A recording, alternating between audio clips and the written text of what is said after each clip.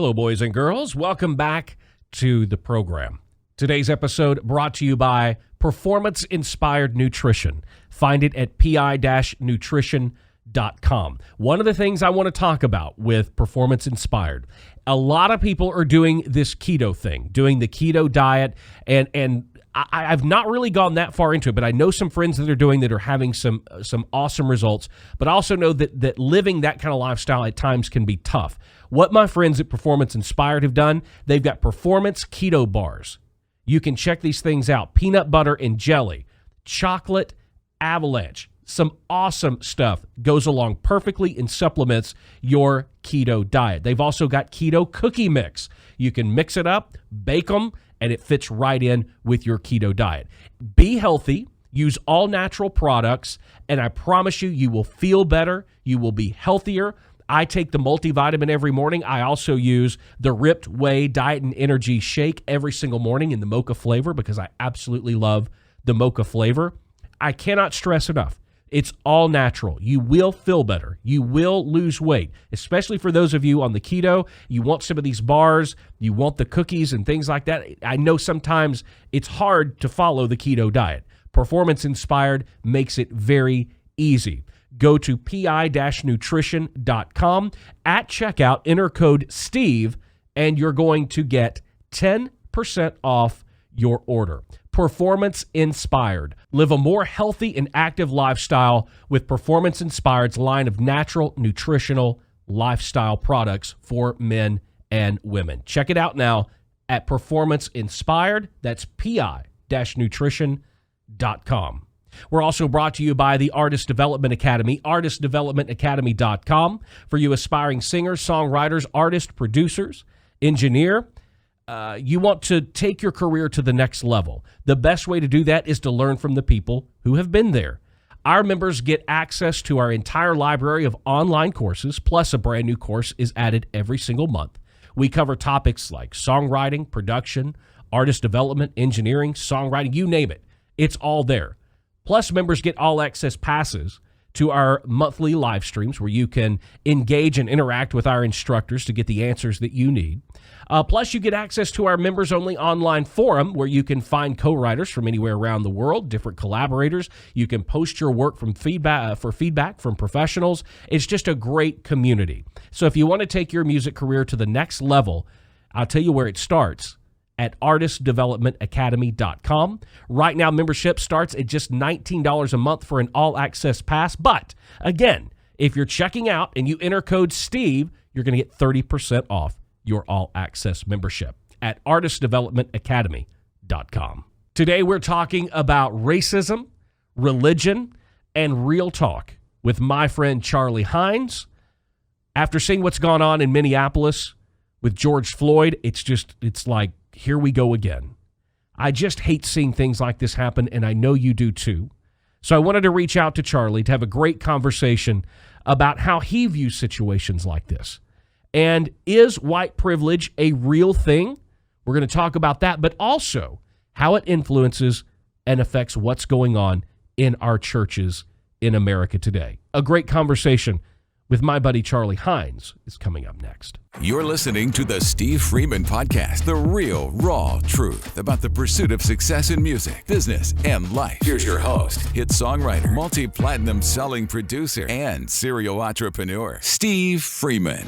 My guest on this episode of the Steve Freeman Podcast, an accomplished singer, songwriter, artist, has been called by leading industry magazines as one of the most influential praise and worship leaders in the country, and I'm so proud to call him my good friend as well, Charlie Hines. Charlie, welcome into the podcast.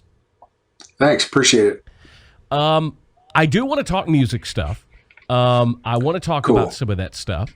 But the main reason that I wanted to talk with you today is because I was in my office earlier, and I've been kind of monitoring this whole story of what's going on in Minneapolis with George Floyd. And you posted, by the way, Charlie has an awesome podcast called Talking Worship. You can find it anywhere you get your podcast. And you uploaded a video version of the podcast. And of course, when I saw it, I clicked right on it, and I was hooked. I sat there and listened to the entire, or watched the entire thing. And because there's you and I are friends, but there's a lot about your story that I don't know, and there's a lot about your story that you don't talk about regularly. And in this episode, you really kind of laid it all out there. I forgive me, but for those of you that are not watching the video version and are listening to this podcast, the reason Charlie is in fact black, so I want to make that clear. We should try to clarify that. You said something in your podcast that floored me, and I want to talk about that first. And you said that I'm too black for my white friends, and I'm too white for my black friends. Explain that to me. Sure.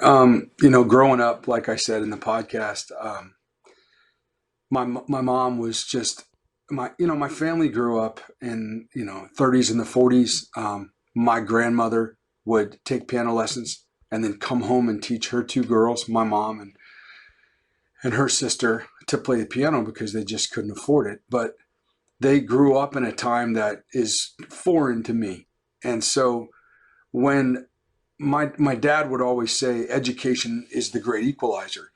And if education was the great equalizer, then it was, to me, it was an honor to try to get the best education I could. Now, I still feel like a failure in a lot of those aspects, but my mom always made sure, no matter where we were assigned, my dad being in the Army, no matter where we got stationed, she would find the best school district in that area. And then that's where we had to rent a house. It didn't matter if it was a 2-bedroom with 3 kids. That's where we were going to go to school because they invested in education. And then if the public schools weren't good enough, they would put us in private schools.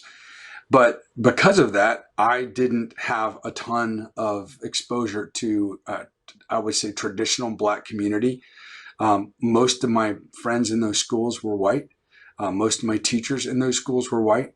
And so I didn't come from the same parts of town that they did. We were a military family. I mean, in a military family, your family is your family. That's it, or anybody else in uniform. Mm. But we would speak very proper. My dad would correct our grammar in written form and in verbal form. And I shared in the podcast, how my dad kind of geeked out one day watching an interview of Julius Erving. And he was like, that is how a black man should speak. That is how one should be portrayed. And he was an athlete, and it just blew me away. So because of that, I always prided myself on my ability to speak well, to articulate well, to have a pretty decent vocabulary. And I think it was just a product of my mom and dad's decision to put me in the best school districts that I could, even if me and my sister were the only black kids in the entire school. Mm. And I think because of that, I grew up with a core group of beliefs that allowed me to have a very broad understanding. I didn't grow up in the inner city. I lived all over. I went to high school in Germany, lived in Stuttgart, played on a soccer team. When we played in Berlin, we played in France, we played in Italy. I mean, my experiences growing up were pretty broad for the average kid who was 17, 18. So I grew up with an appreciation of not only kind of American culture, but how America was regarded by other people in the world. So I was just very proud of my country, very proud of who I was, very proud of who my parents brought me up to be. But in getting that type of education, I also kind of isolated myself because my black friends, I didn't sound like them. I didn't dress like them. I didn't listen to the same music as them. I mean, I was an electric guitar player. There weren't a lot of, other than Jimi Hendrix and Living Colour, what I have to work with, Right. So for me, I listened to anything that I could get my hands on. Then my sister got into stuff, and it was AC/DC, and then I got into Kiss, and then Molly Hatchet and Leonard Skinner, anything that had a guitar solo. And then, we discovered other stuff, Sting, Take Six. And so I just felt like I had a very eclectic background. And I felt like because of that, I was isolated from a lot of my black friends. And but because of the color of my skin, I was still judged to be black, which I am, and proud of it, by all of my white friends. So that kind of made me kind of an outcast. I was too white for my black friends and too black for my white friends.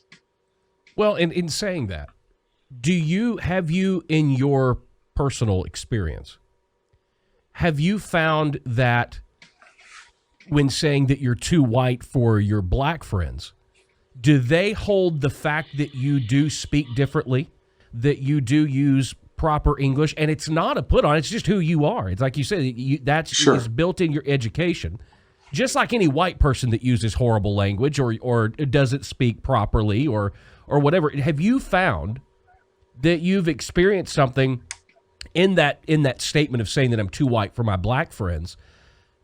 Is that the reason? Do they hold that against you? Or have you found that people have held that against you because in the black community, well, you don't talk like we talk? Or how has that affected you at all? Because I got to be honest with you, you and I had talked. I bet we had talked for 3 months, and I had no idea you were black. Not that I fucking care. I don't care one way or the other. But I was like, wow, interesting. Now the funny thing of it is for me, I didn't have a secondary thought. Like I didn't. But I say that's good that you didn't know, not because I am not proud of being black. It's because I got past the first hurdle of judgment. I didn't give you an option to prejudge me. No, and that is real. And is that, God, I hate to even use this word as luxury, but is that a luxury for you in going, okay, because I do speak properly, because I don't sound black on the phone, and that a lot of times is my first interaction with people. Do you really find that to be true? That you often are able to jump past that first preconceived notion, or whether it be racist or whether it be stereotypical, whatever it is, have you found that to be true? Well, I'll call you out on what you just said. You don't sound black on the phone. Exactly. And so those are the underlying contexts of why I talked until 4:00 this morning on that podcast. I had so many of my friends ask me, "Hey, can we unpack this? Can we talk about this?" And I just, I said, "Yeah, sure, but what do you want me to tell you?" Right. I've heard this story throughout my entire life. I've heard, and just the bus fires, the church fires, the lynchings, the being dragged behind a car for how many miles. It's just a different version of the same story. And I guess the luxury I have is, I got a good education. I've been able to, I feel like the Lord has blessed me with the ability to lead worship. That voice that my white friends would say, "Well, you don't talk black." But my black friends would say, "Well, you sound white." That voice is in a voiceover. That's a nation or a regional campaign for a local hospital. So I've managed to work in the areas that I wanted to work in. I've been able to rise in the corporate ladder when I worked in corporate business. But I don't know if it's just my voice as much as it is my work ethic. My dad used to always say it only costs a nickel more to go first class, not really realizing that he worked in a post office and that was the phrase. It only costs a nickel more to go first class. But he would read over our homework assignments. He would rewrite portions. He would buy a Britannica encyclopedia. These were before the days of Google, and we'd have to research everything we did. He just never let it become an option. And he would always say, it's not that you can't succeed. The real crime is that, I'll mess up the quote, but he said, the real crime is that we ask you to live up to a lowered expectation. Wow. The world will ask you to live to a lower expectation because of who they think you are. But to get back to your question, I may not have sounded black on the phone, but when you encounter me in a hoodie with a skull cap on that says Gibson or Fender or whatever, and I'm wearing baggy jeans and some tennis shoes, I tend to look like a stereotype of what people that are afraid of. And that's the bigger question. Do you consciously try to stay away from that because of that reason? Well, I honestly, yeah, I probably do. I mean, there are times where, I love hoodies. And I feel, am I getting crackly here on you? I'm sorry. No, you're totally cool. Okay. I enjoy hoodies because they're comfortable, because they cover the back of my neck. But most of my hoodies are Pittsburgh Penguin hoodies. So I've here's noticed. A black guy that likes NHL hockey. I mean, come on. Where do you go with that?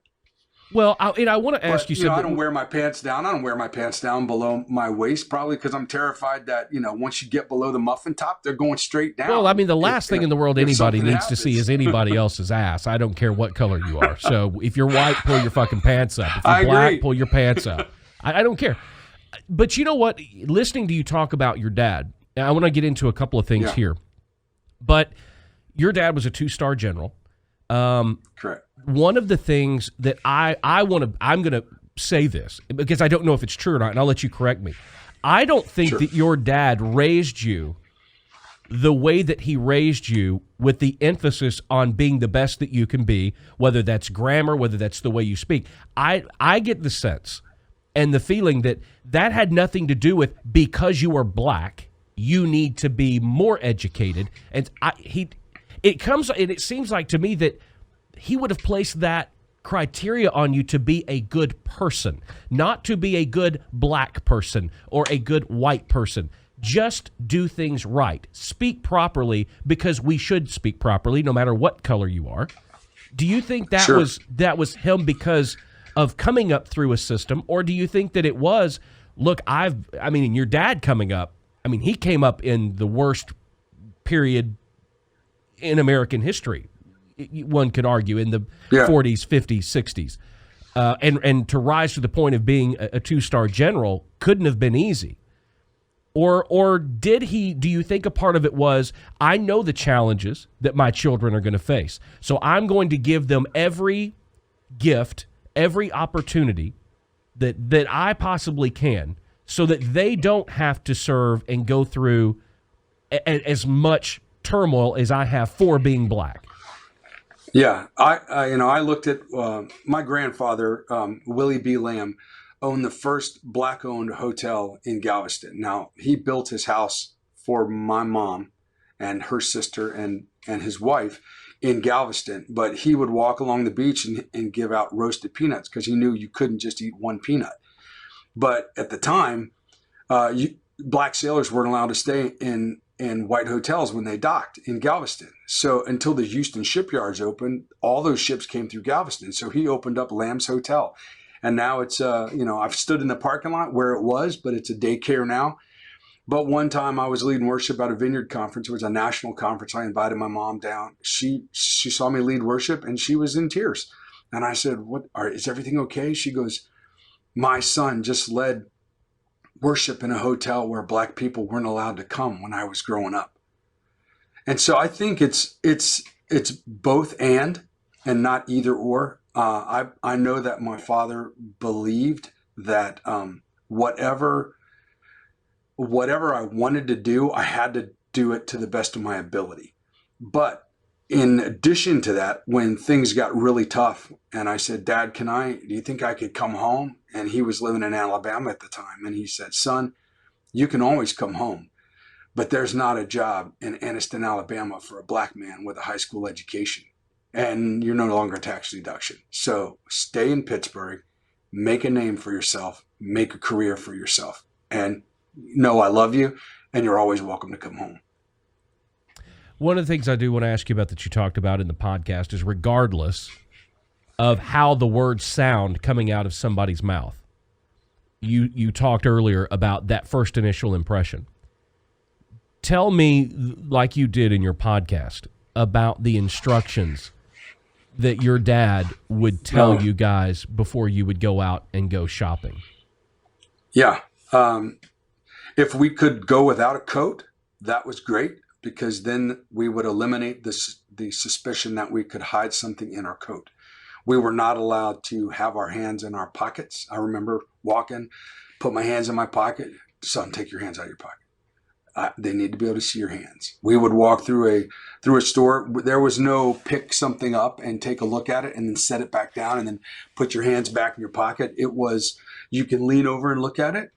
You can look around, but you cannot act suspicious. You cannot look suspicious, because you're probably going to be followed simply because of the color of your skin.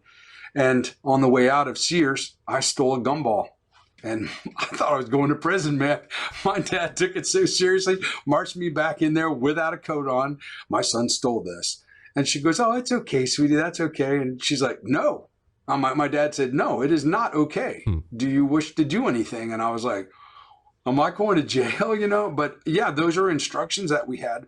He taught me how to be pulled over. He said, when you, he's a military policeman, so he'd had a share of opportunities to pull people over, but Sure.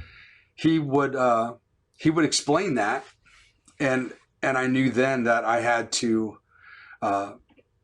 basically, I was responsible for de-escalating, if that makes sense. It was my job to make sure I didn't say the wrong thing, or it was yes sir, no sir, yes ma'am, no ma'am. It was my hands always visible at 10 and 2. It was permission to reach for something, like, let me see your license and registration. You can't just lunge over to the glove box. You have to say, "It's in my glove box. Can I reach for it?" And then you would open the glove box and lay the glove box open, and the flashlights would always go into the glove box. And then you would reach in slowly and pull it out with the least amount of fingers that you could. That's just the way we grew up. And I've had to do the same thing with my daughters. They're 19, or they're 20 and 18 now, but we've practiced it in my garage. And the rolling of the eyes and the huffs and stuff that most 20 and 18-year-old girls will give you when they feel like you're, violating their rights, that's enough. And obviously it's not even, I want to say it's not enough. But when I watch the video of George, and I see a man on the ground begging for his life, and a guy who once they're subdued, and for whatever reason they felt like they needed to subdue him, once you're in cuffs, pick the man up, put him in a squad car. And to just I can't get the image out of my mind, but there's one thing to say, if we just let things run its course, each generation will get better. But when it's law enforcement, there's no place to go, because now the place that you trusted is actually the issue that you're fighting. And so what do? All these people standing around there with the video cameras. Do you run in and force that cop off of George? You get shot. I mean, what do? I've seen a lot of people, number one, like you said, watching the video and listening to him say, "I cannot breathe. My stomach hurts. My neck hurts. My back hurts. Can you give me some water?" I mean, these are all things that are taught to police officers. They're supposed to ask, "Do you need medical attention?" And I'm sorry, if somebody is saying, "My stomach hurts, my neck hurts, my back hurts," they need medical attention. And I guess you talking about the drills and the things that your dad went through with you 30 years ago, over 30 years ago, why are we still doing this? Why are we still, we hear our politicians tell us that things are getting better, and then they don't. We see this over and over and over again. And I guess one of the questions I have looking at this, because either the age of social media is bringing into a fact that we have more biased, racist, if you will, police officers and people in authority than we originally thought that we did. Is this a race thing, or is this a power thing? Because sometimes I don't always buy into the fact that, and it's sad and disgusting that this seems to constantly happen to African Americans. It really does. And I don't know if by some sort of authority that cops feel like they have more authority over a person of color than they do a white person, or if the repercussions are going to be less, which is a whole other area of itself. But I'm starting to think that I don't necessarily think this has to do with race. I'm starting to think that it just has to do with subjugation, that it has to do with people being given too much power and authority over another individual. And because we just see it constantly. Because there are 4 police officers involved in this thing. So are all 4 of these guys just racist that just wanted to hurt this guy? Or is it an issue of, here are 4 people that are given too much power over anybody, regardless of what color they are? And I guess my question to you that's a great question. Do you look at that, and do you see it that way, or do you see it as a race thing? I think, again, it's not an either or. I think it's a both and. I think if we were watching a video of a Latino man, or if we were watching a video of an Asian man being choked out, I think there would be outrage. But we're not seeing that. We're seeing African Americans get shot, African American females. And the question that I will continue to ask when I have these questions or these conversations with my other white friends, are like, I don't understand it, Charlie. I'm like, you have a white guy walking down the street with an AK-47 and a right to open carry, and the cops roll up, step out, chat it up with him, and then tell him to pack it up and go home.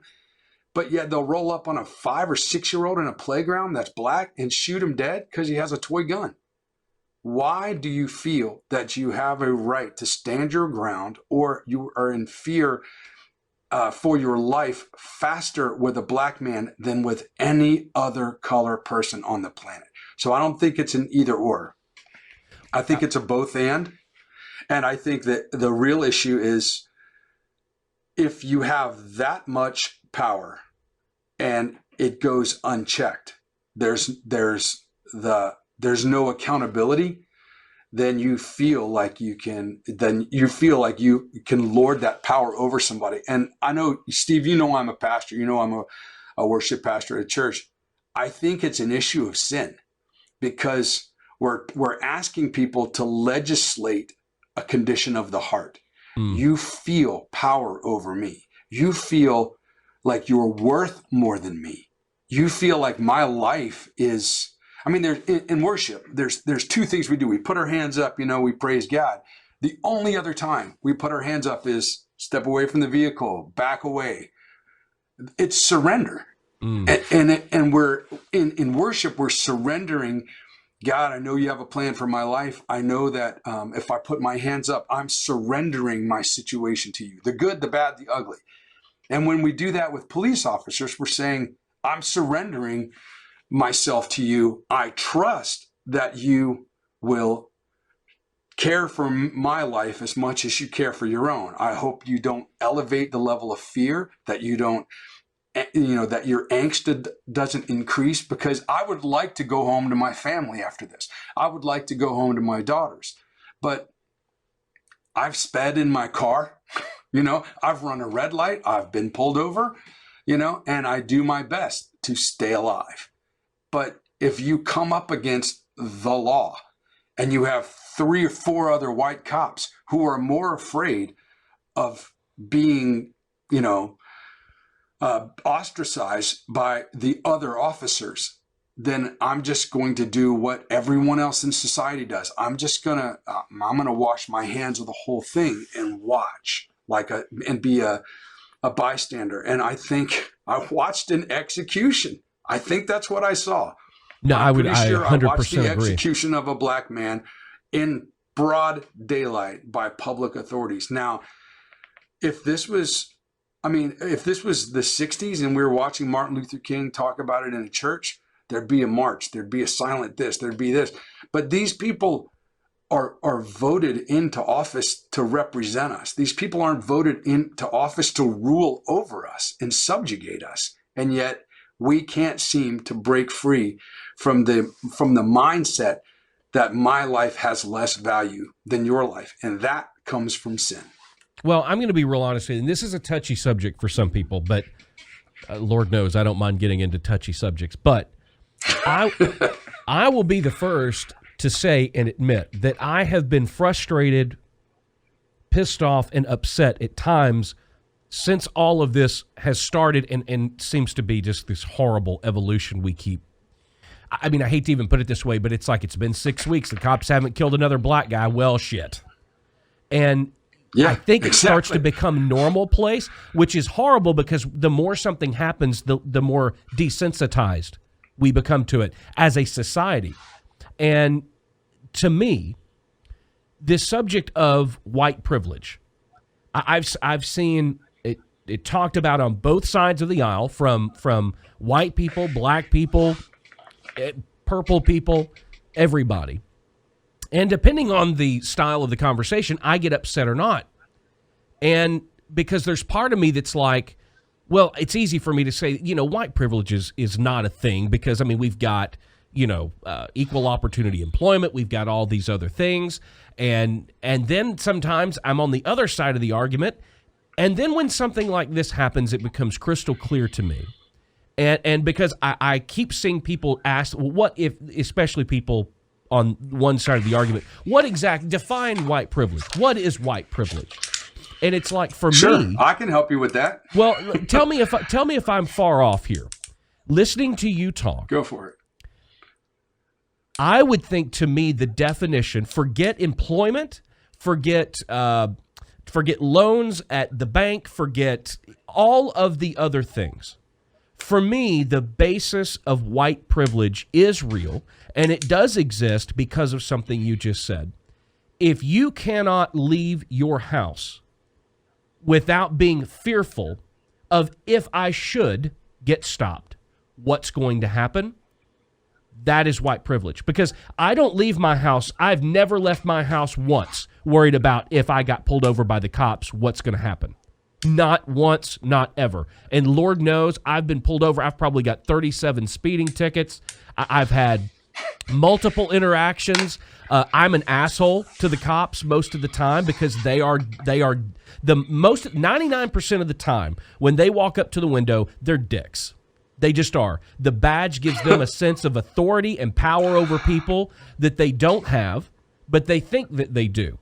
And so I'm the type of person, I love confrontation that way. And I also was a cop once.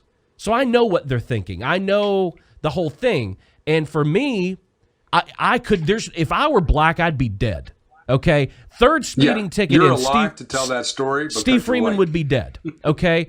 And because I'm just that way, And so for me, it's like I do have an answer to that question because I don't care about all the other things. What I do care about is the distinct difference between me and Charlie Hines is that getting pulled over by the cops, the worst case scenario for me is that I am going to get a ticket and I'm going to have to pay that ticket. That is not the worst case scenario for Charlie Hines when you get in your car and you leave the house, and should there be an interaction with a law enforcement officer, getting the ticket is not the worst of your fear. That, to me, is white privilege. Well, if you listen to the podcast, you heard my story about returning a U-Haul truck when I moved from Steubenville to Pittsburgh. I borrowed a truck from a friend in Newell, West Virginia. 1:30 in the morning, 2 in the morning, driving through Chester, West Virginia. And I get stopped. After a policeman passes, looks at me, I look at him. We're the only two on the road. It's 1:30 in the morning. He hits his light, spins around. I get hauled into the basement of the jail. They open up a cell. They show me the cell. And they threaten that they're going to have to hold me overnight unless I sign the ticket. I said, I didn't do anything wrong, so I'm not signing that ticket. So then they said, we're going to have to get the police chief down here. I said, well, I'm not going home.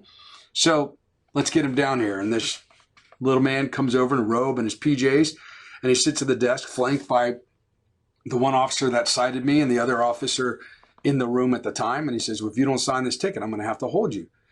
And so I made a phone call. I said, can I make a phone call, please? And I called home. And my mom answered the phone, and I said, "I'm sorry to call so late, ma'am, but may I speak with General Charles Hines?" And my mom said, "Charles Chris?" I said, "Yes. I'm sorry to call so late, but can I speak with General Charles Hines?" And she said, "Hold on a second." My dad gets on the phone. "What's going on, son?" I said, "Hey, hi, sir. I'm in the basement of a jail in Chester, West Virginia. I didn't do anything wrong, but they're going to hold me overnight unless I sign this ticket, and I don't want to sign it." He said, "Son, this signing a ticket's not an admission of guilt. You can sign with an X, but you need to be aware there's probably a police officer another quarter of a mile down the road waiting to pull you over and search your car while you're in there. So you make sure that you've searched your car thoroughly before you get back in it." And I signed the ticket, and that phone call's probably why I didn't spend a night in jail in Chester, West Virginia. But I come out to my car over a routine traffic stop, and my seats are folded down, my seat covers are off the car, my glove box is emptied out and all over the parking lot of the police station. My floor mats are out of the car, my doors are open, my trunk is open. I had to reassemble my car just to drive another quarter of a mile. And then as soon as I got out of West Virginia and crossed into the Pennsylvania border, I searched my car again. And I walk home. It's like 2 nights before my best friend's wedding. And I told him, I said, "Clarence, you're not going to believe this. I just got pulled over in Chester, West Virginia for absolutely nothing." And he goes, "Man, I'm sorry, bro. I'm sorry. You okay?"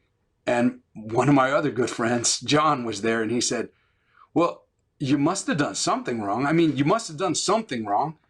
And I'm 54 today, and those words still cut. Like, you are my best friend. You two are my best friends. We went to high school together. You know, we've been to Yugoslavia together when it was still communist, and I had a 2-star general's military ID stuck in my shoe so that I didn't get pulled over and become a bargaining chip for a hostage crisis. And yet you assume that I did something wrong because you can't fathom that I could just be pulled over for the color of my skin. And I don't know how to educate somebody on that. I don't know how to tell somebody when you tell me, you know, "Well, you speak really, really well. For a black man." Well, what did you expect a black man to speak like? I mean, either you have to change your paradigm and say, you know. Now let me ask you something though. Yeah, go for it. Is that racism or is that ignorance? When somebody uses the phrase and doesn't have anything to do with, you know, to me, number one, it's ignorance, and I guess it could be institutionalized racism when we have to say you are good at this or you did this well or whatever for a black man, or for that matter, for a white person, or for a Hispanic, or for here's the thing. We say both, but I think there are a lot of people that are just truly fucking ignorant that aren't racist. And I think there are a lot of racists that are ignorant and aren't ignorant. So when somebody that you know is not a racist, or for the most part would say is not a racist, says, you know, "You speak well for a black man." How do we continue to show how can we stop ignorance from sounding like racism? Because I will say, I will be the first one to admit, racism exists. If you want my opinion, racism is back on the rise. There are huge divides in our country. It is there. It is present. It happens every single day. I think the bigger problem is ignorance, because I don't think everybody that says something like that is a racist. I think they're just ignorant in the way that they speak, because it's almost the ignorance is bred into us. Let me ask you this: is it unconscious racism? It could be uneducated racism. When you talked about white privilege, my question would be: you can go back to 40 acres and a mule. You can go back to when slaves were released into freedom, they couldn't vote. And well, you can't vote. You can't elect public officials. If you can't elect public officials, you have no rights. You have nobody representing you on your behalf, your interests. You could look at the fact that history has been whitewashed. You have two black men that invented a gas mask. And there was a fire, I believe it was in the New York tunnels, and the firefighters couldn't get to them because of the smoke. These two men put on their invention, walked into that tunnel, and rescued every single firefighter. Hundreds of orders came in for those masks until they found out the company was owned by two black men. And all the orders were canceled except for one, the United States military. And that was the first gas mask that saved hundreds of thousands of lives in world wars.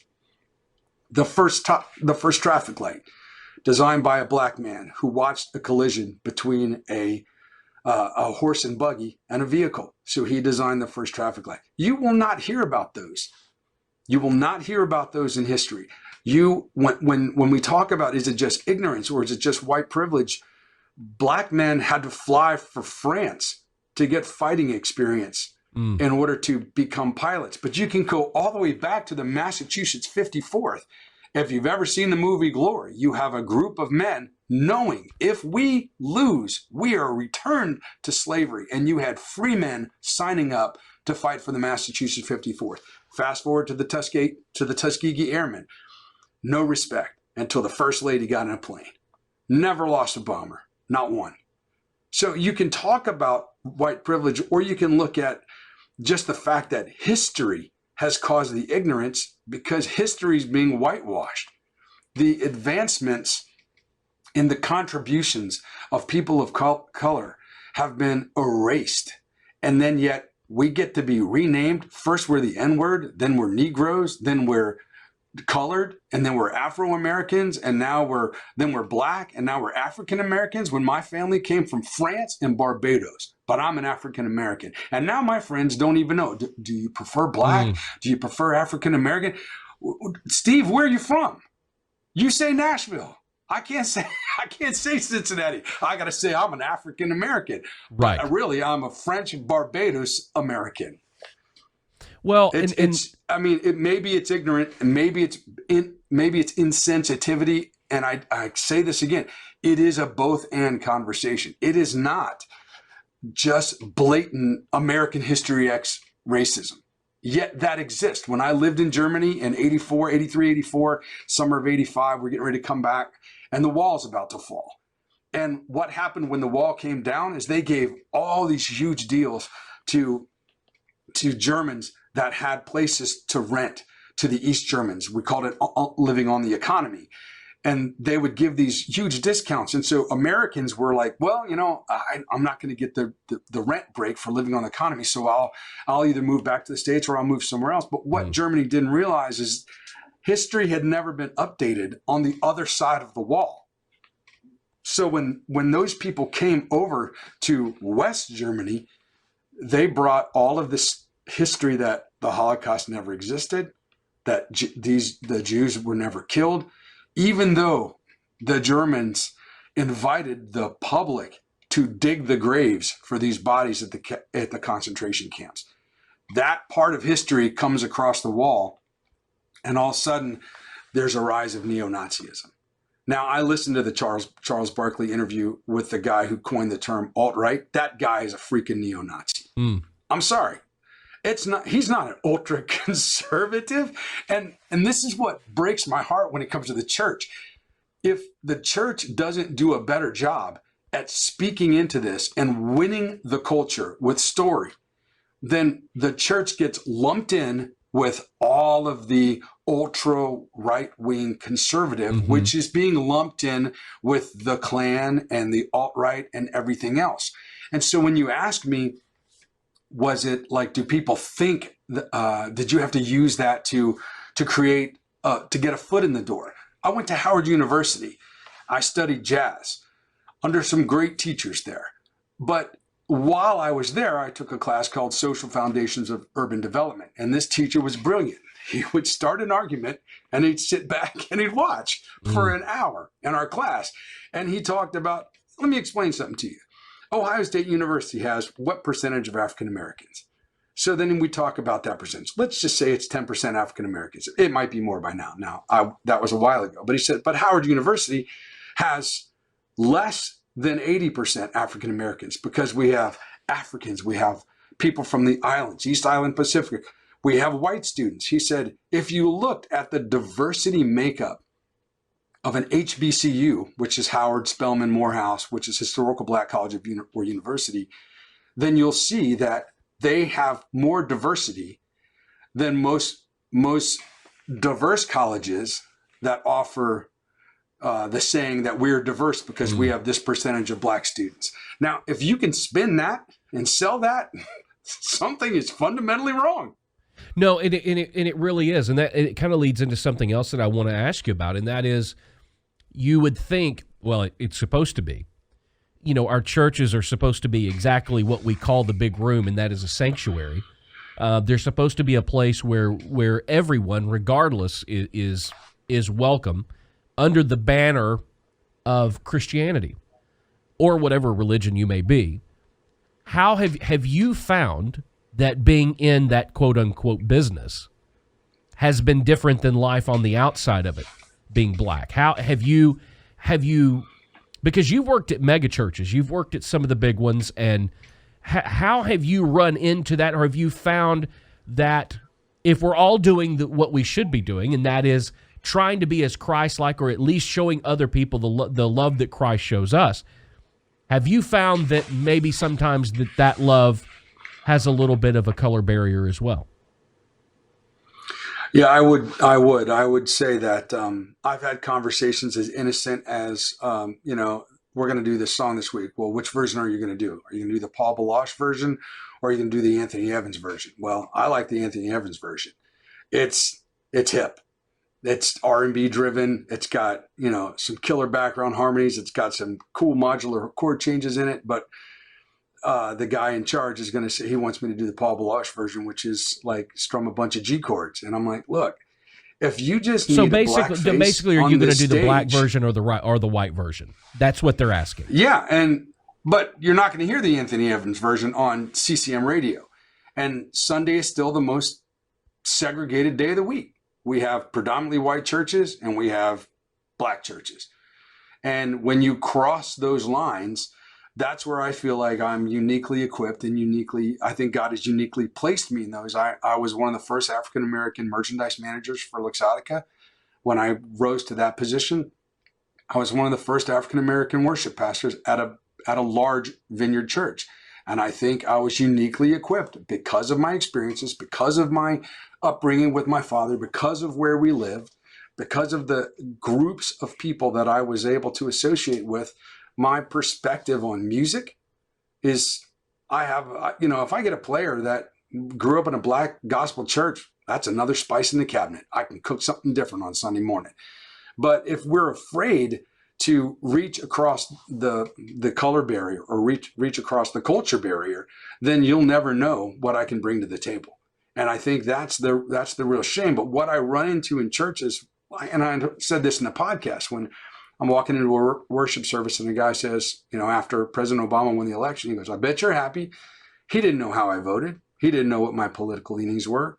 He made a full-on character judgment based on the color of my skin and the color of the president's skin. He said, your boy Obama, he won. You're probably really happy. And they walked right past me.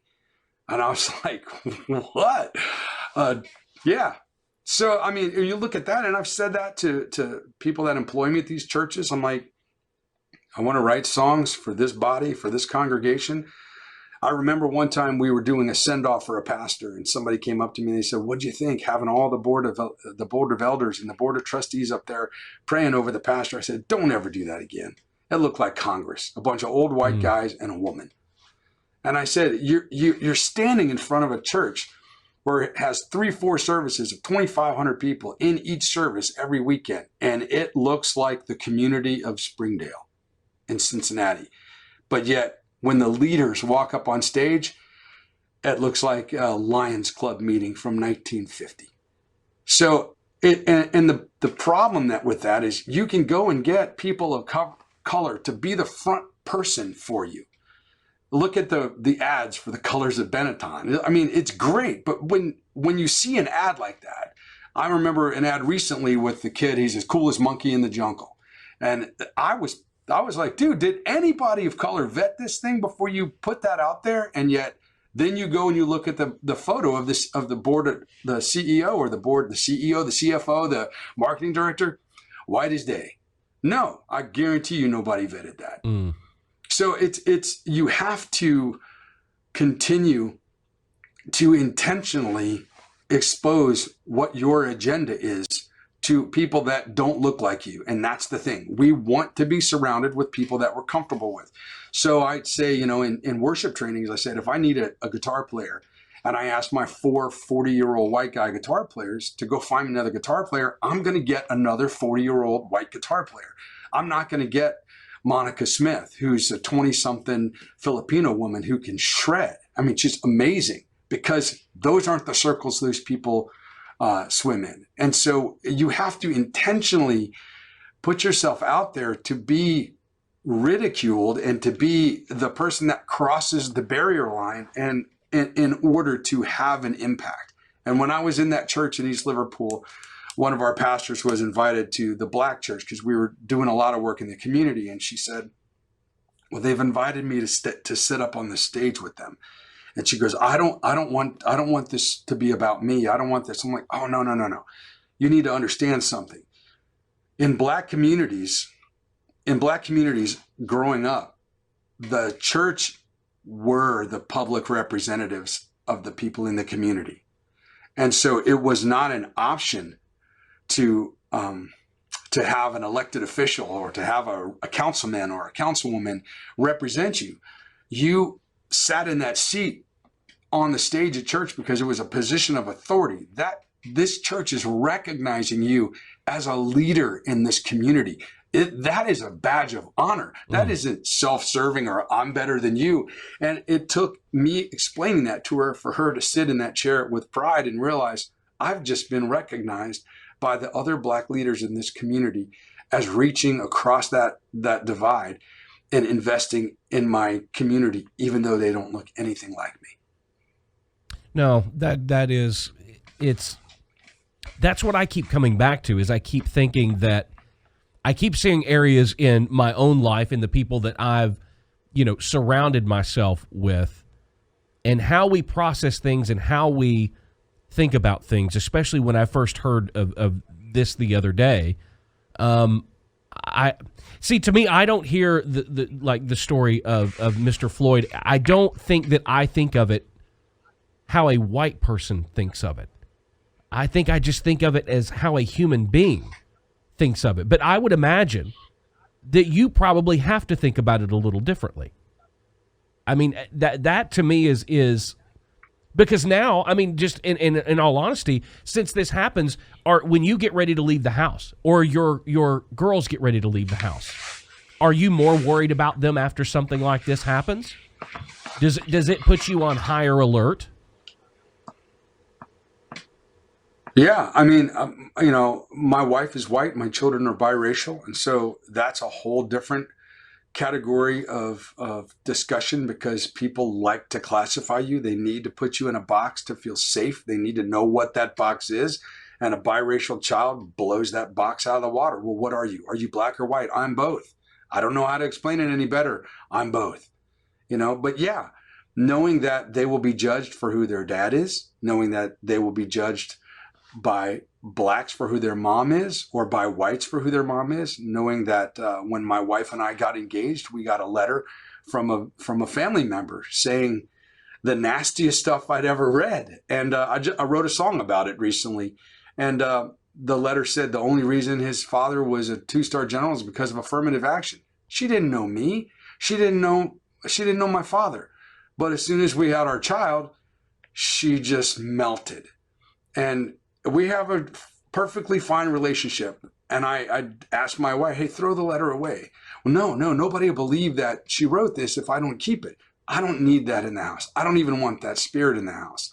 And we're still friends today. We follow each other on Facebook. We comment on each other's posts because I feel like if, as a black man in the position that I'm in, in the military, there's a saying, the first one through the wall is always the bloodiest. I'm totally comfortable and totally fine being the first one through the racial barrier wall if I'm the first black friend you've ever had, if I'm the first black person you've ever talked to, if I'm the first black person whose house you've ever been invited to, if I'm the first black worship leader you've ever had. And I say this in the podcast, if I take the stage after being a jerk online and spewing hatred or reverse racism, when I take that stage, I've lost the ability to talk about Christ. I've lost the ability to talk about the change of heart or grace or freedom or redemption or the forgiveness of sin. I've lost that ability because half of my congregation feels like the country's going to hell in a handbasket. And the other half of the congregation is saying, Bush is the best thing since sliced bread. And then 4 years later, country's going to hell in a handbasket. And the other half of the conversation is going, Obama's the greatest thing since sliced bread. I don't have 24 years to waste. And now we're starting the cycle again. And the political side of me says, turn it off. I don't need to watch the news. I can read my news story, and which is what I do. I'll check my news story at night, and then I'll read the feeds, and then I'm like, oh, this is blowing up. I'll check it out. But when you have political parties that there is no middle ground, there's completely divided left and right. The silent minority, which I don't think is a minority, the silent majority remains silent because they value their ability to remain neutral, to cognitively reason. And so they don't want to be lumped in with the extreme right, or they don't want to be lumped in with the extreme left. So they just hope that someone else will speak up. And in an absence of leadership, the loudest person in the room is the leader. And that's what you're seeing. The loudest news story is winning the culture. The loudest politician is winning the culture today. And that's the sad part. Now you have these same politicians that'll go into a black church and say whatever they want to a black congregation, and then turn around and chastise a predominantly white church for handing out a pamphlet about who to vote for. You can't have it both ways. You can't. You either respect us for who we are, and you take each and every one of us as an individual. And that is a conversation that I'm still having with family, with loved ones, with friends. When you look at people, for example, I think her name was Rachel Dolezal. She was a white woman impersonating a black woman, said she had black parents. Mm-hmm. She ended up rising to the head of of a chapter of the NAACP. And at the end of the day, I'm looking at this and I'm thinking, she has no idea. You can talk all you want about understanding the plight of the black man or the black woman, but the bottom line is, at the end of the day, you can go home and be white if you want. None of us have that option. No, and that's very true. And to me, I want to ask you, to me, I don't think the reason nothing ever changes, the reason that we keep hearing about George Floyd's and the Michael Brown's, just the litany, if you will, over the last 10 years of this, is because, like you said a minute ago, the loudest voices in the room on either side are the same. And I don't know, until we change that, until there is a different, louder voice in the room, that we're going to see this stop. Because we've got the loudest voice of the room over here, and to me, it's not left, right, white, black. It's sadly, I think it's beyond that. But we've got to change those voices, because we live in a society now where, quite honestly, if we're going to change this has to be changed in our young people, in the youth. And I would venture to say that there are probably, I'm not even going to say probably, there are more influential personalities and people in young people's lives today of color than there are white people or any other race. People of color have heavily influenced our entertainment business, the sports business, the music business, the fashion industry, everything that what kids now look up to and go, I want to accomplish this. Most of the time now, you're pointing, and that is a black person. And that doesn't bother me at all. But I guess what I don't understand is, knowing that is fact, why is the positive message that I would say 85 to 90% of those people stand for in their own lives. Why is that message not being communicated? And so that as we go by, whether it's a decade or 2 decades, these people are not more comfortable with not having, whether it's the inherent racism or the inherent ignorance or the institutionalized racism, why is it not getting better whenever the people that are responsible for being the loudest voices in the room shouldn't have the racist tendencies that people from our generation come from? I mean, I grew up in Little Rock, Arkansas. I mean, at the time, I believe when I was 18 or 19, the not saying that it was the only one left in the United States, but the only public, KKK was in Harrison, Arkansas. It was very public. It was on billboards in the city as you went in and went out of town. I grew up in that. Why, since those days, why in the world are the voices not changing when the younger people that are getting older and getting into the position of shaping the universe that we live in, they do look up to black people. They do look up to Latinos and Mexican Americans. Sure. And why are we still dealing with this? And how do we change I think that? you felt that. Yeah, I think you felt that most obviously when Kobe Bryant died. You had every walk of life grieving at the same time all over the world. And I watched an Olympic interview with Kobe one time, and he answered reporters' questions in 3 different languages. And I was immediately taken back to that conversation I had with my dad watching Dr. J. That's how you speak. Like, it didn't matter how many points he put up. It didn't matter if they won or lost. I looked at Kobe and I went, wow, that is someone who has transcended everything and become the best version of himself. All you have to do to understand why it's not getting better, for me, I look at the heart of the situation. Like I said, I'm a pastor. I'm looking for the fact that we're supposed to love people into a relationship with Jesus, not beat them over the head until they say, okay. But all you have to do to look at culture is look at toilet paper. When this coronavirus thing hit, I'm going to get mine. Sucks to be you. It's a selfish nature at heart. And so people are like, well, it's someone else's problem until it hits their inner circle. And then all of a sudden, it's not their problem anymore. COVID is a virus until it takes the life of somebody that you love. And then it's like, oh my gosh, we should have taken this more seriously.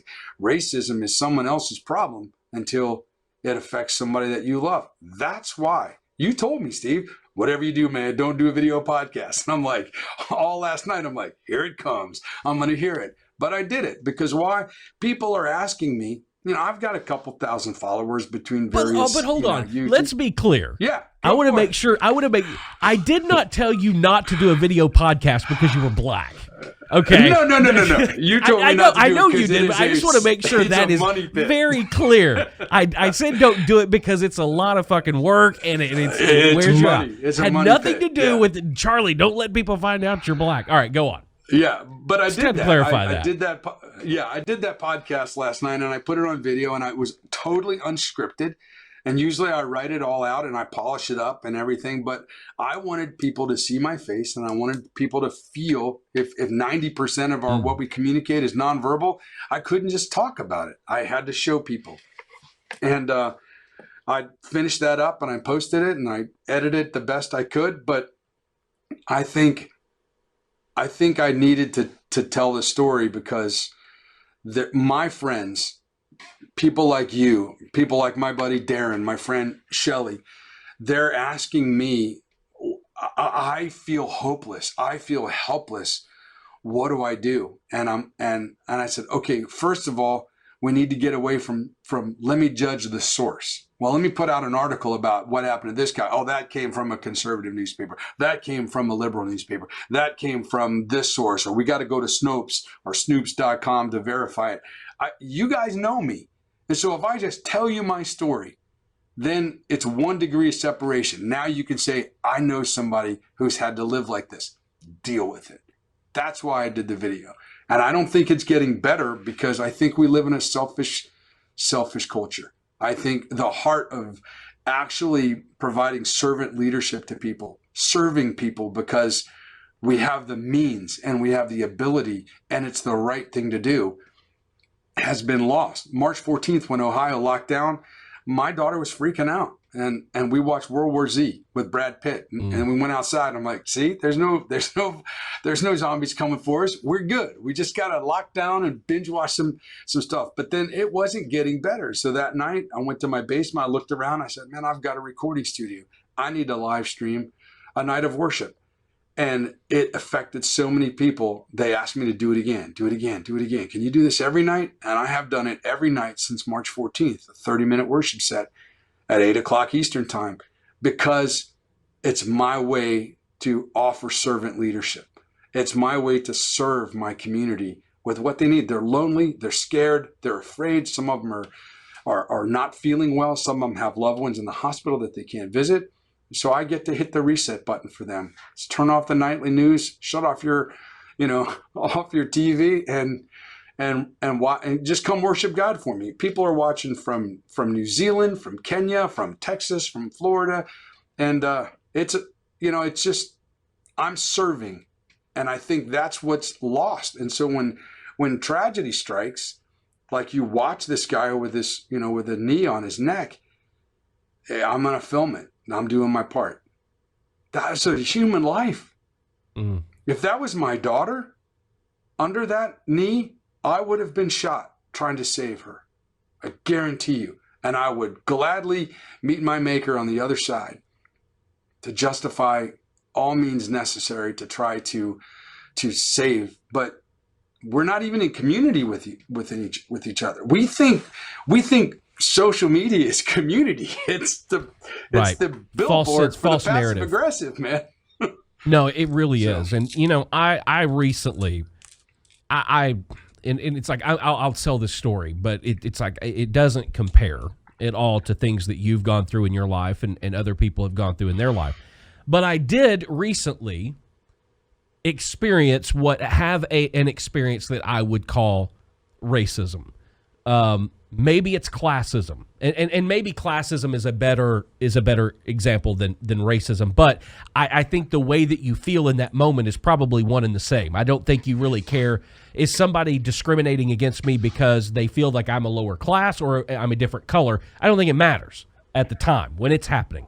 So me and the family went out, and this was before COVID hit, right before COVID hit, and we went out to the mall on just a Freeman family shopping day. And most people know I have very expensive tastes. And so we go to these malls, there are things that I want to go look at.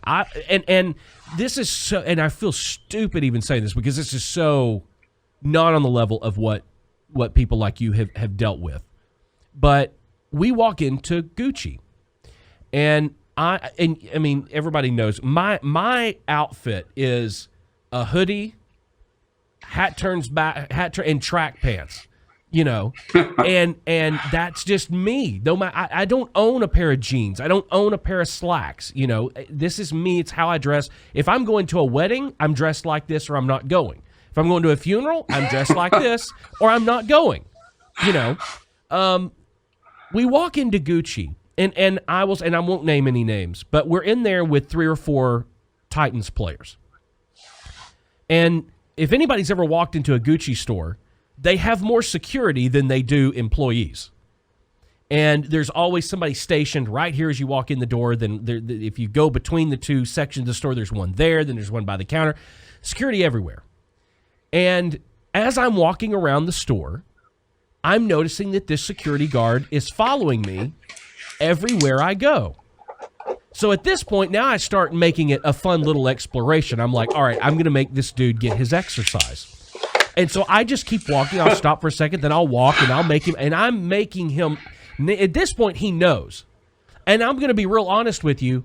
I kept even thinking, I'm even going to do little things to make him even more suspicious of me. Because he does. I could buy everything in this store 2 times over. He doesn't know that about me. But at the same time, there are 3 black Tennessee Titans players in the store with their wives. They've got piles of stuff laying around them, trying this on, trying that on. No security anywhere around them. by the front door. I mean, going over, picking up stuff, holding it up to the no. But then this security guard is following my fucking ass everywhere I go. And so in my mind, I'm thinking he automatically thinks that these guys, they know they're Titans players. It would be hard not to know. So they've got the money. I'm not worried about them. They're not gonna steal anything. But this guy looks like white trash with all the tattoos. He doesn't look like he could afford something out of here. So I need to follow him all around this store. Number two, nobody ever came up and asked me if they could help me. Same thing happened 30 minutes later at Louis Vuitton. And again, this is you not... You got profiled. I got profiled. And welcome to being black. And I've always wanted to be a black guy. It was awesome. I've always wanted to be the drummer, but that never happened. Well, either, so. Nobody wants to be a drummer, Charlie. But it's because you're black. No. Okay. That's how we do it. No, that's bass well, you're players, black. remember? You should have rhythm. I mean, come on. Oh, God, we're going to get in trouble. People are going to pick that out. That is going to be the one thing. I've already been called a racist. We have a relationship. So we joke, and it doesn't deplete the bank account, man, because we've talked on the phone for hours. You've been very gracious with your knowledge for a guy who just called up because he saw your article in a magazine about the desk that I'm sitting at. But if we're not in relationship, I'd be offended. Well, and that's true. But listen, I have been called a racist once already this year publicly. So for whatever reason, but I don't even know why that was. But I remember walking. It was your women in country music. Oh, that was Mickey Guyton called me a racist. It's like, I don't like your music, so why does that make me a racist? Oh God, I'm not even getting started off from there again. God damn. But I remember walking out of that store, and it did hit me. I'm like, wait a minute. So that's what that feels like. And that is not a good feeling. That it makes you feel subhuman. It makes you feel like you're worthless, and that, it's a very hard feeling. Try going into a car dealership with financing and get somebody to help you in a hoodie and a sweatshirt. I got to go home, get dressed up into a pair of slacks and a sport coat, and walk in and act like I have money for somebody to say, hey, can I help you? So it is extremely refreshing when I go to a dealership. And I've been denied, back when the Toyota MR2 came out, the new model. I wanted to test drive it. They refused to test drive it. Refused to let me test drive a car that I was in there shopping for. I bought a Volkswagen Scirocco instead. But yeah, so I mean, you got profiled and it sucks. And you get that enough in life, and maybe you develop a sense of bitterness, or maybe you develop a sense of, I don't know what to say, but it changes you. And you can say it doesn't, but it does. It changes you. No, it does. It's a very different. And I see that's happened to me once, right? Now, I mean, it's happened to me before. I've had the car dealership thing happen too. I mean, I've walked in shorts and sandals and bought a $100,000 car. It took me 3.5 hours to buy the car because nobody would help me. Right. But right. But that I understood. I walked in somewhere, and I looked like I was a homeless person. So, the idea of the salesman, oddly enough, the guy that sold me the car, the only person that actually came up and was like, I've seen you walking around. Has anybody helped you? Was a black man. Interesting enough. And I've since bought 3 or 4 cars from him. And for those interested, he was working at that car dealership, putting himself through medical school, and he is now a doctor. Awesome. So, But I remember when we walked out of there, I looked around and I told my wife, I said, that's bullshit right there. And I think that feeling, we all try to overcome that feeling because I was wrong in thinking this way. But my first reaction was, I said, babe, go back in there and find some. I don't care if it's $6,000, $7,000. We're buying it to prove a fucking point. And I think that's a lot of people's reactions. But then we often hurt ourselves by the actions that we take from being and experiencing things like that. And it's because my thought was, what did I do wrong? Well, I should I have dressed differently to come and go into the Gucci store? You know, the Titans players weren't dressed any better than I was, you know, and so it did leave a mark on me. And I got to say, but you could pull out a black American Express card, slam it down on the counter, the rattle of the titanium was like, oh. And you could try on whatever you want. I went to buy a cashmere jacket for a meeting that I had to go to, and they wouldn't let me try on the jacket at the Ross Park Mall in Pittsburgh in 1993. They didn't serve my father at a restaurant in 91 in Anniston, Alabama, when he was coming to command the Fort McClellan military base, which was the military police and chemical school for the United States Army, because his driver called him sir in a restaurant filled with white people. Now, if that happens to you over and over and over, do you blame people from shopping at black-owned businesses only? Or if you're a Latino, are you going to shop at the Latino-owned restaurant? Or if you're Asian, you're going to only go to the Asian store? I mean, we're segmenting society into little silos because it makes us feel safe, but we're actually doing the one thing that we shouldn't be doing. We should be tearing down the silos and being forced to move from the back decks to the front porches and engage. And we don't, because we want to feel safe. But when, TV stations owned by major corporate conglomerates just need ratings, it's 40 minutes of facts and it's 44 hours of opinion. How do you get intelligent people that are rational thinkers to think for themselves and speak out when you got the facts for an hour, but you got 8 hours of opinion after that? So now we're told what to think about what we said. When I watch a presidential debate or I watch a campaign, I watch the debate and then I turn it off because I don't need you to tell me what I just heard for 2 hours. I want to formulate my own opinion, or better yet, I'll listen to it instead of watch it. No, I agree with you, and that's why it's especially with us being in a political season. It's like, I think this is going to be worse than we've ever seen it. If we thought it was bad with the first round with Trump, and then even with Obama and before, it's going to be ugly. I think we have not yet seen the worst of each other, but I think over the next 6 months we are going to see the worst of each other. Because I think when you look back at Bush and Gore, that looks like 3 cards down on an undercard ballot compared to what we're seeing now. And I don't know how to fix that. I'm not running for office. I think that's not my purpose. It's not why God put me here. But conversations like this, if they cause people to think, if they cause people to go, you know what? When I see something like that, I'm going to call the police. I'm going to call police that aren't on the scene. And or I'll call somebody, or I'll get the shop owners to come out and just challenge people to pick him up. I don't know. But, where I live in, Lebanon, Ohio. I'm stuck between Cincinnati and Dayton.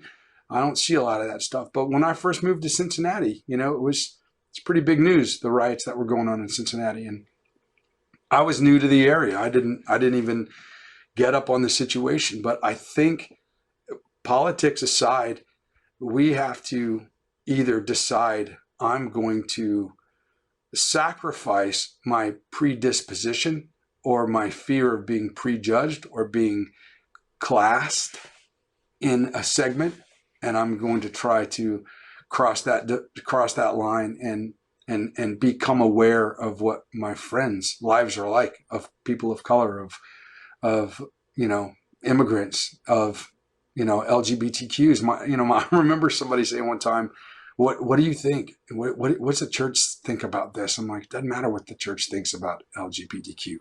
It's what they do about it. It doesn't matter what we say. It's how we treat them. And I think we're going to get to a place where if we do the right thing, then it will be a collective of, we will not tolerate. There has to be an intolerance of it, and not post, but pre and during. It can't be after the person passes away. You know, that video would have never surfaced had he lived. And it's true. sad that, and then, you know, Chuck Mingo is a black pastor at one of the largest churches in the country here at Crossroads in Cincinnati. And he said the other day, he said, I can't wait a generation to have this conversation with my daughters. I can't hope it gets better in the next generation, because we thought that 2-3 generations ago. And now look at it. We're having conversations about racist law enforcement officials. Yeah, what is it, 1955? Man, where do you go from there? Yeah, where do you go from there? You know, I watched the movie Just Mercy the other day, true story. And, you know, the African-American guy played by Jamie Foxx was, you know, put on death row before his trial, and then finally got freed. And the police chief got reelected 6 times, 6 more times after the trial. How do you tolerate that? Because you can politicize it. Well, you're not in my corner, so therefore I don't trust your sources. I don't trust your facts. I don't trust anything. And that's where we are. And it's really sad. It breaks my heart. And this is why I keep pushing back at the church. Like, whoever tells the best story wins the culture. And the church has the greatest story ever told. We have a story of redemption, forgiveness, tolerance, sacrifice, and love. And we can't seem to get it right to talk about it. Because I think that the all of those things that you just said, the forgiveness and the love and the acceptance, when it comes to church, in my experience, is all conditional. We love you if you meet this condition. We will forgive you as long as you ask for it in the right way and it comes in this condition. I mean, and you know that about me. That's why I don't go to church. I mean, I think if you want to be judged, go to church. You know, the way that you dress, tattoos, smoking, it doesn't matter. If you want to feel like you're not valuable, go to church. Unfortunately. And that's religion. Yes, that is religion. That's not Christianity. Because there's a difference in religion and relationship. And what we're talking about is relationship. I have a relationship with my Creator. I don't need to be told on the nightly news who to vote for to save me. I know who my Savior is. But I don't need the local church down the street to tell me that I need a Savior, unless I don't know. And that's what the church is for. We're here to spread the good news. We're here to share the good news of the gospel in whatever way we can. And I think God looks at this situation where churches are all on lockdown, and he says, I can work with that. I can work with that. Let's challenge my people that love me, to go out and do the right thing and be the church, and not just show up at a church and attend. And that's kind of why it's been doing the live streams at night. It's just my way of being the church. It's the one thing I'm gifted in, and it seems to help people hit the reset button on a day. But that's because I'm trying to foster relationship, not get people to my side of the aisle or my side of the fence. Do you feel, or are you afraid that a lot of the churches, because of religion, it's getting, I'm even as a Christian, I'm starting to really understand the importance of the difference in the separation of church and state, because that, and when you say that, to me, that doesn't mean that you're not of faith, that you're not, you know, that I don't believe we should legislate morals. I think that is an individual thing. And I say that because, do you feel like the churches are becoming political institutions and trying to separate people along lines based, because when you think about it, it's funny, but your traditional church, if you will, it's often broken down in, like you just talked about, LGBTQ. We don't allow LGBTQ members, or gay, whatever it may be. Those are all also political issues and hot points. Sure. And it seems to me that a lot of the churches are becoming propaganda machines on both sides. And I'm wondering with especially when it comes to churches and what they're supposed to represent, how do we get the churches back to a point where they are impartial in this, and love is the message? It's not love. Man, if. that's the $1 million question. And I think the answer is the in the Bible, the longest message that Jesus ever preached was Sermon on the Mount. What's the 2 points of that message? Love God, love people. Until you come back to that being the foundation of Christianity, everything else is kingdom building. If you are trying to build a church, or build a following, grow your flock, whatever you call it, you can do it. You can do it by only allowing blacks in. You can do it by not allowing women in leadership. You can do it by not allowing gays, by not doing gay weddings, by not allowing LGBTQs to attend your church. You can build a church for all the wrong reasons. And we've seen those churches walking around putting stuff on the graves of soldiers because of whatever. I just think the message of Christ was simple. Love God, love people. Do that well and screw everything else, and you'll be fine. Well, I mean, I know that's my personal philosophy. I mean, I again, that's why I don't go to church. I think the message of what God tries to instill in all of us is exactly what you just said. To me, the building doesn't matter. To me, the doctrine doesn't matter. To me, it is a personal relationship, and I don't need. Yeah. The reason I'm not Catholic is because I don't feel like I need there to be an intermediary between me and God. I don't need a middleman, and I believe a lot of our churches are becoming that way.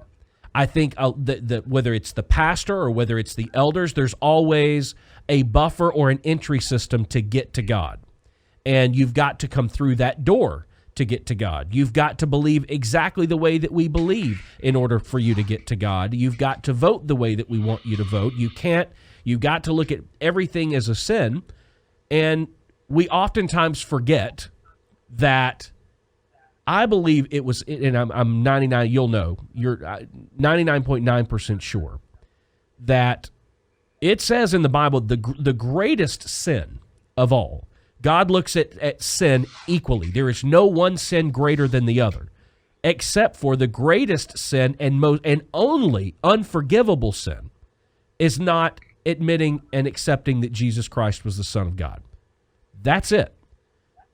Outside of that, and that's our choice. That's choice. Right. And outside of that, to me, being gay, being homosexual is no different than the straight guy in church that checks out the boobs on the waitress at lunch after church. Right? Lust or the guy that steals money from the collection plate as it goes by. Absolutely. Or that lies, or that deceives, or that does anything else. The sin in God's eyes is not weighted. So it's not, and I don't understand why it's okay to let the guy that lusts after other women or lies to this person or is dishonest or anything else. Because it's not public. That's right. Because it's not public. That's hidden. Right. But if it doesn't matter to God, that's the scary part. If it doesn't matter to God, why does it matter to the church? I think because when you look at the church today, we are not only protecting what we feel is our flock or our congregation, we're also protecting our personal sphere of influence. And if I have to answer the tough questions on my personal sphere of influence, then it could jeopardize my ability to do my job. And I think nothing has exposed the church's strengths and opportunities more than this lockdown. It's forcing churches to be the church and not just come to church. And now you're seeing churches that were involved in their community, they're more involved in their community. Churches that were isolated from their community are completely cut off from their community. And it reminds me, I lived in Dallas for a while, and Deion Sanders spoke, I think he spoke at a TD Jakes church, and he was asked one time, what's it like having all that money? Man, I'd like to have that. He goes, money doesn't make you who you want to be. It just augments who you already are. If you're naturally a giver, you're just going to give more. If you're a porn addict, you're going to go in deep. If you're a drug addict, you're going to overdose. If you're a gambler, you're going to go bankrupt. It just augments who we already are. Until we get to a place where we surrender those things and we say, okay, God, who do you want me to be? Just you and me. You're the only person whose opinion I care about. That's when things change. And to come back to something you said earlier in the podcast, after 9/11, I was asked, and still working in corporate, Charlie, you going to fly again? And I yeah. I said, right now is probably the safest time in the world to fly. Nobody's going to be hijacking planes anytime soon. But they said, I'm just really struggling with the the profiling of the Muslims, and you can't wear a backpack and you can't do this. And I'm like, welcome to being black. This is the best opportunity in the world for black people. Nobody's looking at us anymore as the guy who's going to steal the pack of cigarettes from the corner store. They're looking at the Arab-looking dude with the backpack who comes in, and they're afraid he's going to blow up the local store. And there was this window where I think the world shifted and said, you know what? These aren't, black people aren't the most feared people in the world anymore. And that season came and went.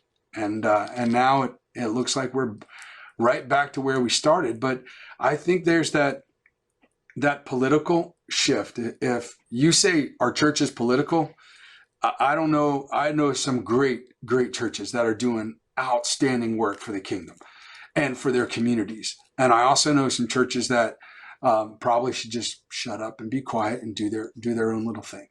But I think coming out of this, there are going to be two types of churches: the type that grew and figured out how to utilize being the church in their community, and the churches that shrunk up, hid away, and nobody will return. And I hope we're not one of those churches. I think we've done our best to get out there and serve the community and present resources and tell the story in a completely creative and fresh way. And that's exciting for me because it's something that I feel has been lost for a long time. But the fact that you and I are having this conversation and we're talking about these issues, I think this is what will help shape the conversation. It may not change anybody's mind, but at least it's information into the stream, as Colin Powell would say.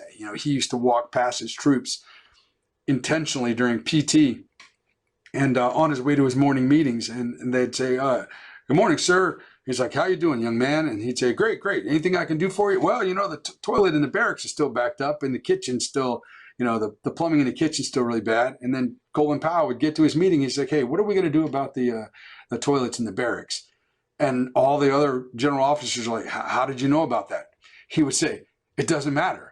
But now that information's in the stream, what are we going to do about it?" And I think that's why I did why I had that conversation on video last night, why I shared the story, because I want the information in the stream. And I don't want it to be a social media post where everybody has to go and check the source.